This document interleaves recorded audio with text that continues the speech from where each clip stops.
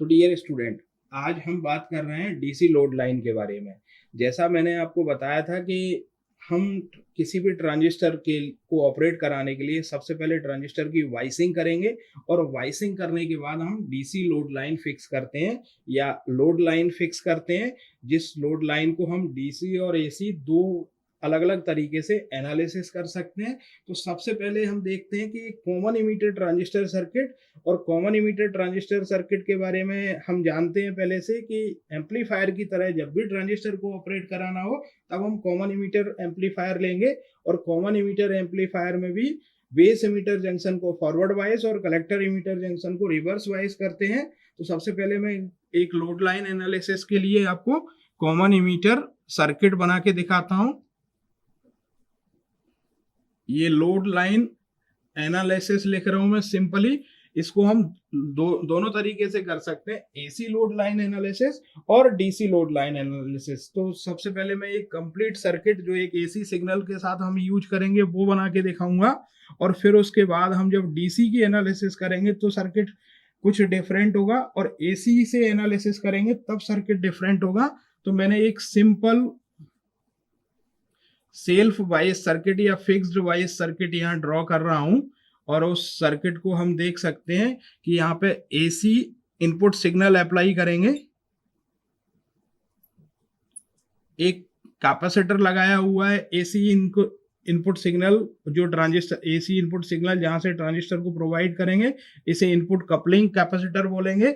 यहाँ पे एक आरबी रेजिस्टेंस लगाया हुआ है जो सेल्फ फिक्स वाइज की कंडीशन में लगाते हैं हम यहाँ पे आरसी रेजिस्टेंस, जो आउटपुट रेजिस्टेंस की तरह काम करेगा, और वीसीसी सप्लाई प्रोवाइड कर रहा हूँ यहाँ पे।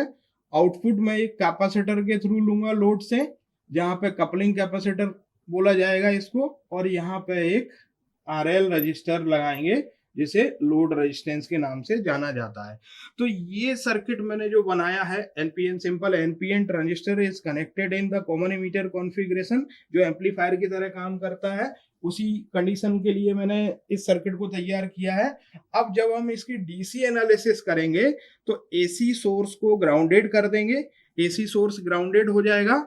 इसके अलावा कैपेसिटर, हम जानते हैं कि कैपेसिटर एसी और डीसी के साथ अलग अलग बिहेव करता है। तो कैपेसिटर कैसा हो जाएगा एसी के साथ, डीसी के साथ ओपन सर्किट, क्योंकि डीसी की जो फ्रीक्वेंसी है वो 0 होती है। अगर डीसी की frequency capacitor X C equal to 1/2 pi F C, यहाँ पे फ्रीक्वेंसी 0 रखेंगे तो उसका इम्पीडेंस जो इम्पीडेंस है कैपेसिटर का वो इन्फिनिटी हो जाएगा, और इम्पीडेंस इन्फिनिटी होने से कैपेसिटर डीसी के साथ ओपन सर्किट की तरह बिहेव करेगा।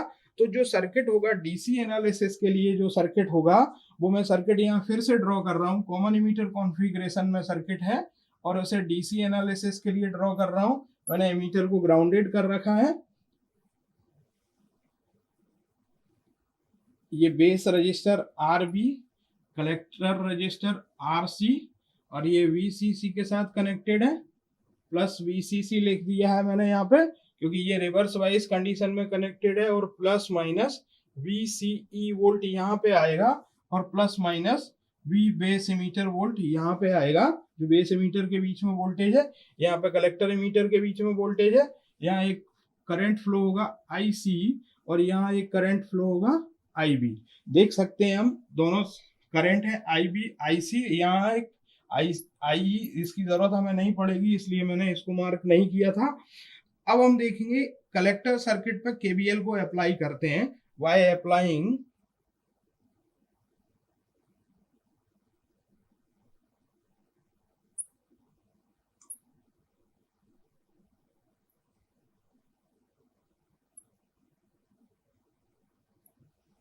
तो देख सकते हैं, ध्यान रखना है आपको कि कलेक्टर सर्किट पे आपको केबीएल को अप्लाई करना है। कलेक्टर सर्किट मींस वीसीसी से स्टार्ट होगा और ये यहाँ इस तरह से ग्राउंड से तक जाते हुए।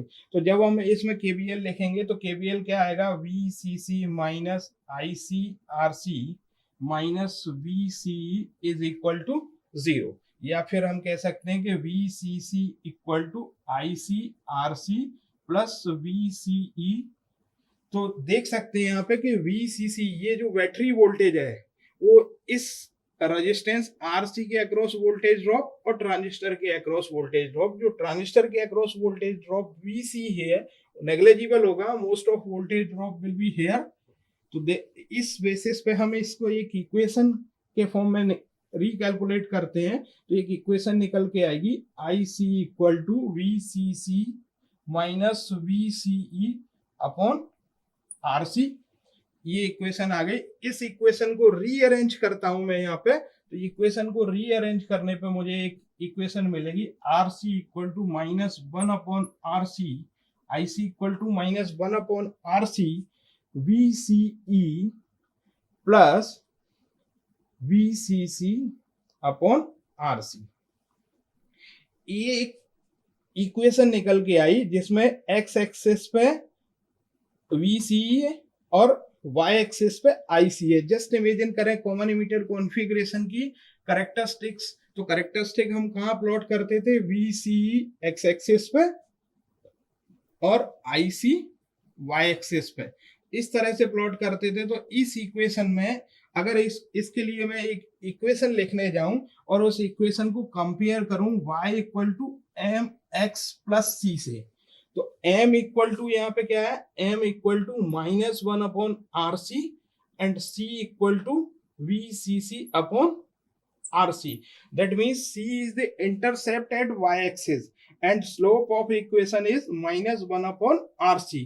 तो जब इसको प्लॉट करूंगा तो प्लॉट करने के लिए मुझे क्या है, दो पॉइंट्स की जरूरत पड़ेगी, point A and point B. मैं इस डायग्राम को फिर से यहाँ पे रीड्रॉ कर रहा हूं, तो ये देखें अगर हम VCE और IC, अब हम देखेंगे फिर से मैंने यहाँ रीड्रॉ कर रखा है IC और VCE के बीच में कैरेक्टरिस्टिक, जो कॉमन इमीटर कॉन्फ़िगरेशन की आउटपुट कैरेक्टरिस्टिक है। IC means output current milli ampere में, जो एक्स बाय एक्सिस पे रखता हूं मैं, और VCE वोल्ट में कलेक्टर इमीटर वोल्टेज है जिसे मैं एक्स एक्सिस पे रखता हूं।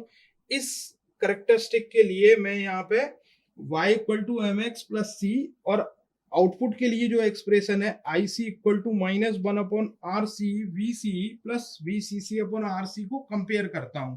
तो कंपेयर करते समय जब भी हम स्ट्रेट लाइन को एनालिसिस करते थे, स्ट्रेट लाइन के पॉइंट्स को देखते थे, उस समय हम क्या देखते थे कि एक कोऑर्डिनेट को जीरो कर, एक्स एक्सिस के कोऑर्डिनेट को जीरो करके हम वाई एक्सिस के कोऑर्डिनेट को फाइंड आउट कर सकते हैं, वाई एक्सिस के इंटरसेप्ट को फाइंड आउट कर सकते हैं, और वाई एक्सिस के कोऑर्डिनेट को जीरो करके एक्स एक्सिस के इंटरसेप्ट को फाइंड आउट कर सकते हैं। तो उस तरह से अगर हम करते हैं तो हमें यहाँ पे दो पॉइंट मिलेंगे।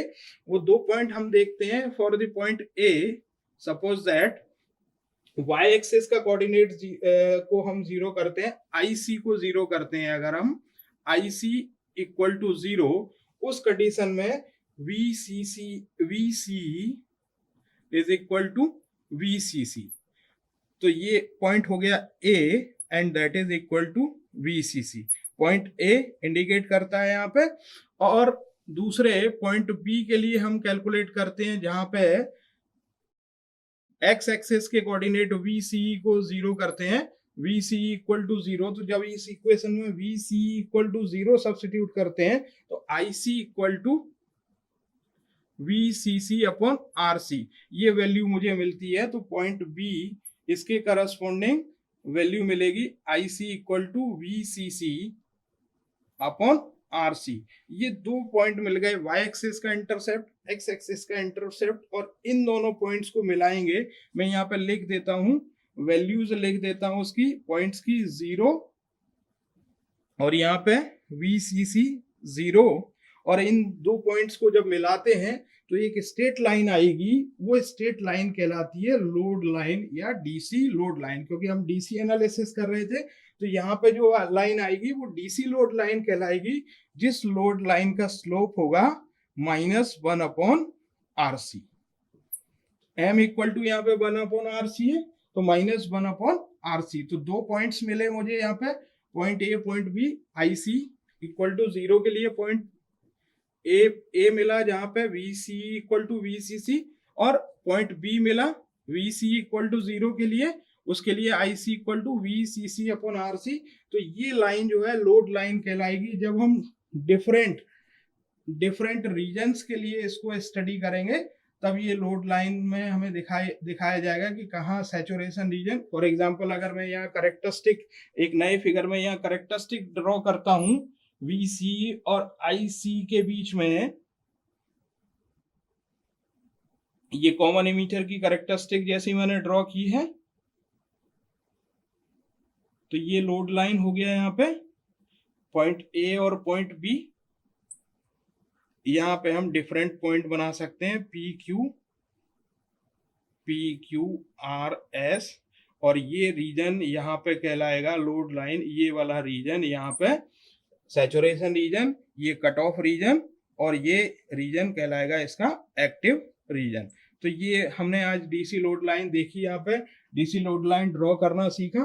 अभी इसमें क्या होता है कि यहाँ पे डिफरेंट जो वैल्यू है आईसी के लिए, बेसिकली जो points load line different values हैं जो आईसी के लिए, उस डिफरेंट वैल्यूज आईवी के लिए जो वैल्यूज हैं वो जब कट करेगा, जिस पॉइंट पे कट करेगा, ये सपोज दैट आईवी की कुछ वैल्यू के लिए, कुछ कांस्टेंट वैल्यू के लिए मैंने प्लॉट कर रखा है, तो आईवी की जिस वैल्यू के लिए ये लोड लाइन को कट करेगा, वो पॉइंट यहाँ पे ऑपरेटिंग पॉइंट कहलाएगा।